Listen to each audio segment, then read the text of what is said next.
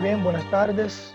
Feliz sábado, mi hermano Carlos Alfredo, que sea bienvenido a este espacio, atentos a su venida. ¿Cómo te sientes? Bien, gracias a Dios.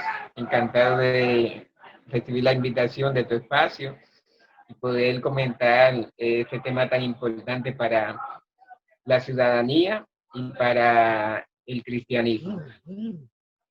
Así es, yo me siento contento de verdad por que tú has recibido nuestra invitación y me gustaría que en otro momento podamos compartir con las personas que estarán viendo lo que es nuestro contenido, puedan ir aprendiendo y creciendo de manera espiritual. Atentos a su venida, así como lo dice su nombre, es un canal donde nosotros estamos ya hablando de los eventos o de los acontecimientos finales en cuanto a la segunda venida de Cristo y todos los eventos que han de desarrollarse que apuntarán a lo que es o lo que se convierten en señales que ya apuntan o anuncian lo que es su venida. Estamos viviendo tiempos difíciles y situaciones interesantes. La iglesia está pasando por complicaciones actualmente y en este momento estaremos desarrollando a la luz de la palabra de Dios de lo que tiene que ver con algo que parece como que no se le está dando mucha importancia, pero que realmente es bastante peligroso para la vida espiritual de los que profesan seguir a Cristo. En estos tiempos de pandemia, de tantas restricciones y muchas situaciones que se están dando, es bueno que nosotros analicemos, Carlos Alfredo, y que tú puedas compartir con nosotros y que podamos desarrollar aquí en este momento, en esta tarde de sábado, cuál es la importancia de tener claro lo que es una separación distintiva, una línea que se pueda ver notablemente de lo que es la iglesia y el Estado.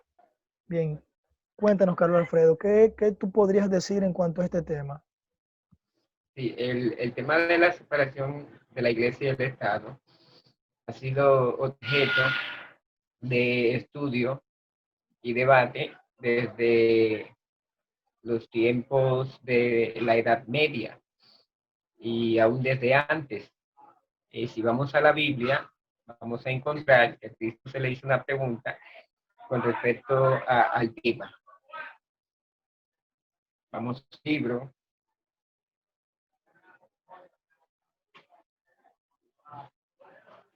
de Lucas, me van a acompañar allí. Lucas capítulo 20,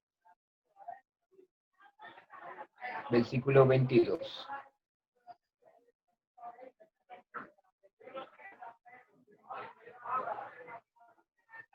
Dice, los fariseos tratando de entrampar a Jesús, ya que querían buscar la forma de meterlo preso o querer destruirlo, era su intención, le dicen lo siguiente. Le preguntaron diciendo, maestro, sabemos que dices y enseñas rectamente.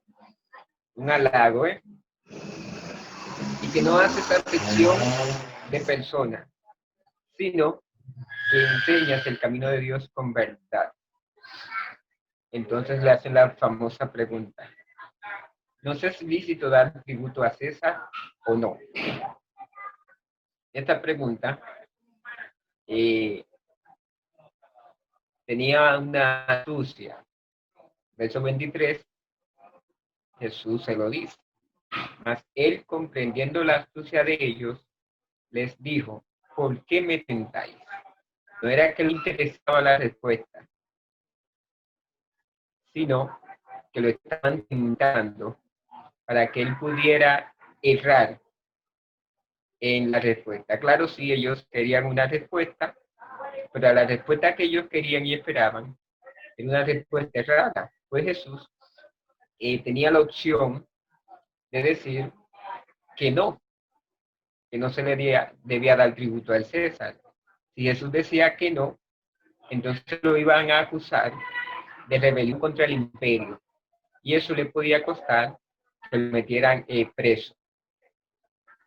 Pero si decía que sí, en este sentido, entonces lo iban a acusar de estar a favor del imperio y no de su pueblo, en este caso, el judío, el judaísmo en este caso. Ya que Jesús sabemos que nació en Belén de Judá. Entonces era una trampa. lo que, lo que los fariseos le habían puesto. Así que Jesús, entendiendo y diciéndole que era con astucia, entonces Jesús hace lo siguiente, versículo 24.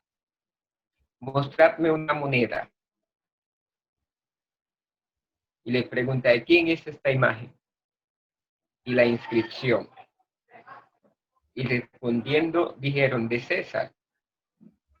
Entonces le dijo, pues dad a César lo que es de César y a Dios lo que es de Dios.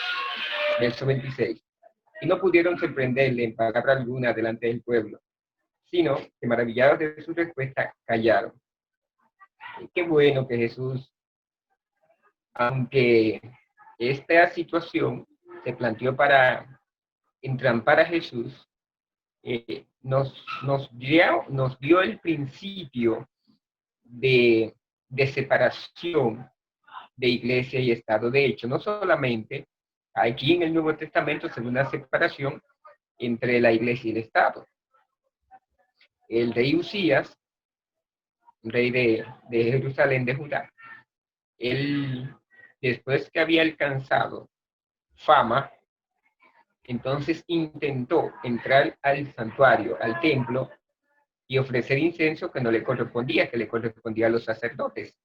Así que cuando él entra al templo, los sacerdotes le dicen que no lo haga, que no le corresponde. Él era la parte civil, la parte política del rey, no la parte religiosa.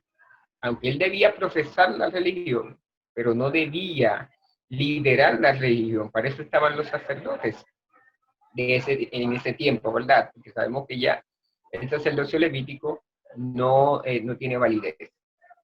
Así que ya cuando el rey Usías entra y ofrece el incienso, dice la palabra de Dios, que cuando le miraron a la cara, notaron que le surgió lepra. Y así entonces se apresuraron los sacerdotes a sacarlo corriendo. Porque él era el rey, no era sacerdote, no debía oficiar. Entonces, tanto en el Antiguo Testamento como en el Nuevo Testamento, se ve esta separación de iglesia, Estado, parte civil y parte religiosa. El único que puede regir sobre el Estado y la religión al mismo tiempo y juzgar con verdad y justicia es Dios, en este sentido. Pero cuando el hombre lo hace, lamentablemente, hay problemas en este sentido. Quiero leer una cita de Elena de White sobre el tema.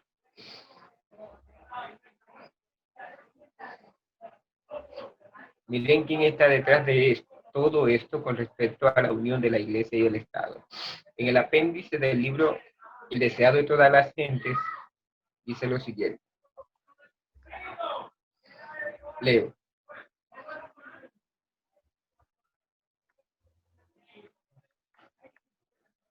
Ha sido objeto del estudio y esfuerzo de Satanás unir la Iglesia y el Estado desde el principio. Separados son útiles y valiosos para la vida del mundo. Unidos vienen a ser un veneno mortífero, tanto para el cuerpo político como para el cuerpo eclesiástico. De una unión tal, brotan las grandes bestias apocalípticas que desgarran cruelmente y aplastan despiadadamente la vida de todos los que se le oponen. Notamos que no solamente la Biblia, sino el don profético trata este tema. Y lo vemos en la historia, en la Edad Media, como la Iglesia, el papado y el imperio en Europa se unieron para perseguir a los cristianos, y no solamente para perseguirlos, sino para imponer leyes tanto a la parte civil como a la parte religiosa. El Estado se había convertido en el instrumento del papado para regir sobre la religión, o sea, la iglesia y en el Estado pues, en la Edad Media.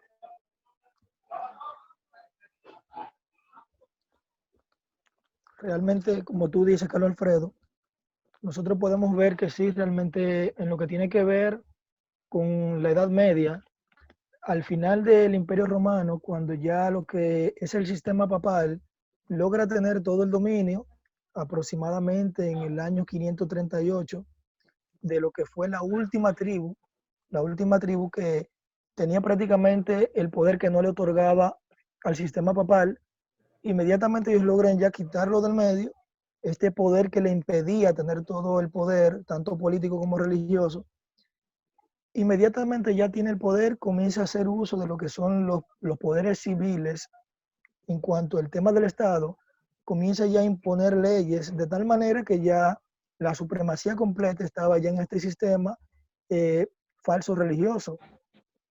Esto pasa cuando nosotros realmente estamos tratando de querer mezclar las cosas espirituales, prácticamente cuando la iglesia se corrompe y pretende ya tener una unión ilícita en cuanto a alguien que no es su Dios, porque se supone que la iglesia debería de tener como proveedor, como protector, como guía, únicamente el Espíritu Santo que es lejos como consolador. Pero cuando ya la iglesia pretende tener el Estado como un arma ya para ejecutar sus designios, entonces está saliendo ya de los patrones eh, ya presentados por la palabra de Dios, que Dios iba a llevar su obra en este mundo por medio de sus discípulos, por medio de sus fieles, no por medio del Estado en cuanto a las cosas del mundo, porque no puede haber una unión tal, según tú estás leyendo y los ejemplos que tú pones. Realmente cuando la iglesia la vemos andando muy de la mano con el Estado, entonces deberíamos de tener mucho cuidado con estas cosas. Eh, una de las cosas importantes que presenta la Biblia es que esta unión va a volver a repetirse.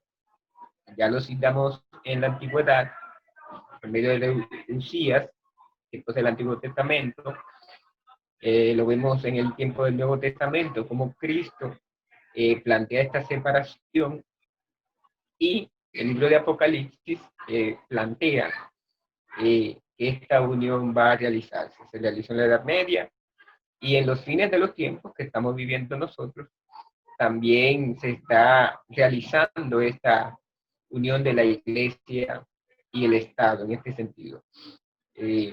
Igual, el Estado se va a unir a la religión para tratar de imponer leyes. Y es bueno que podamos aclarar que la religión no está en contra del Estado. Primero Romanos capítulo 13